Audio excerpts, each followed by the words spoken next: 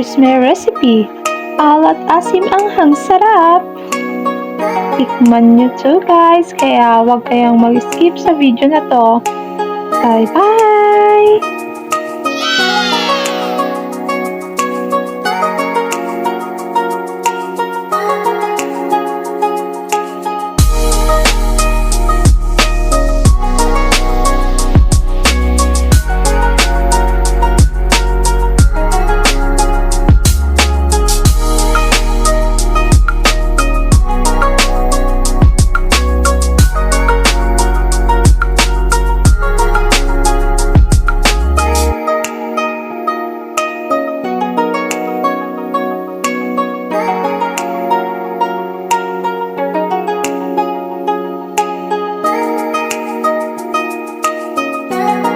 Nakakatakam, diba? So, ito nga pala yung ginagamit natin.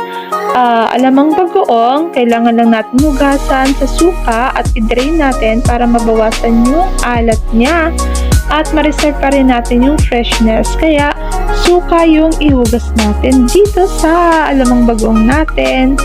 Tapos, kailangan natin ng sibuyas, bawang, kamatis, siling, at saka labuyo, at tomato paste, suka, paminta, tsaka konting asukal para mapatay natin yung sobrang alat ng alamang natin.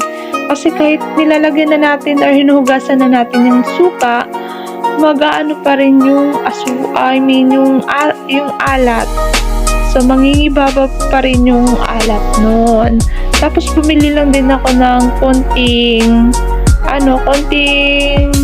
karning baboy. Worth 70 pesos. Ayan. So, kaya na. Mas daghan na gani ang karni noon kaysa sa atong alamang bagoong. But it's okay. Kay mas lami na siya. So, appetizer kaayo na. Sarap-sarap! At eto na naman, kailangan na natin gisahin yung mga panakot natin, sibuyas, bawang, kamatis.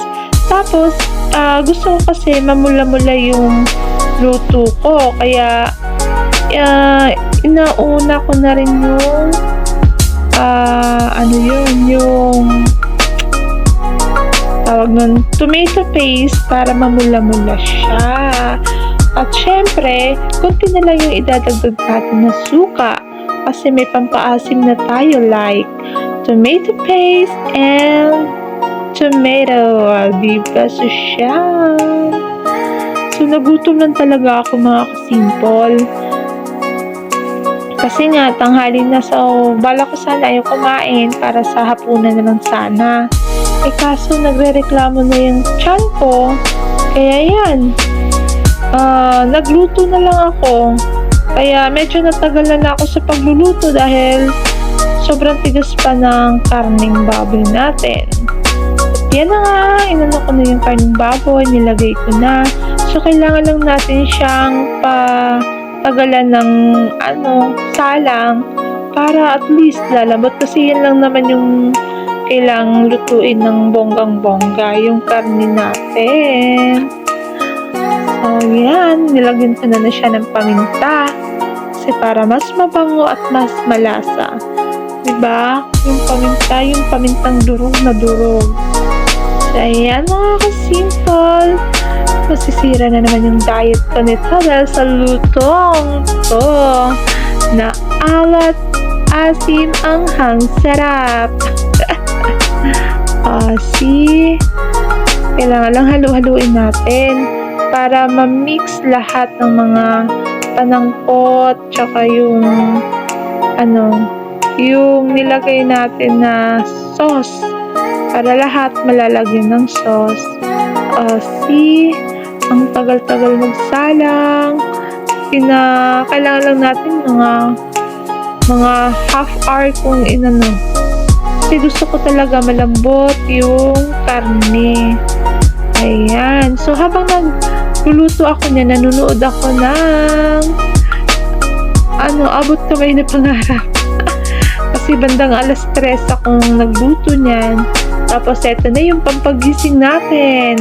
Kailangan lang natin anghangan pero hindi ko nilagyan ng masyadong maanghang. Tapos lagay na rin natin yung ano, yung alamang bagoong natin kasi, medyo okey na yung ano, medyo malambot na yung karne natin. Tas medyo maano na din yung ano, yung karne kaya nilagyan ko na rin ng suka kasi natutuyuan na yung niluto natin baka masunog. At yung dinagdagan ko ng konting asukal, hindi po yun asin, kundi konting asukal po yun para ma-achieve natin yung saktong ano, lasa.